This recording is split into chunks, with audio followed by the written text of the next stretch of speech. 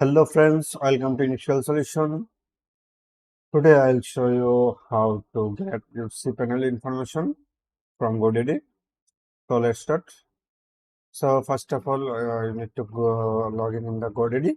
After login, then you will go to the just my products. Then you will see this page.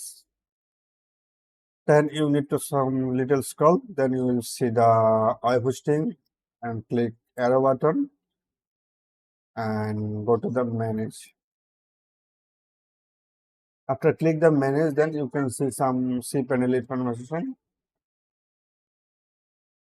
like cPanel login password, and server information like PHP MyAdmin, file manager. You can directly go from here. All right. So that's it. And please comment if you face any problem. I will reply as soon as possible. Thank you for the watching. Bye bye.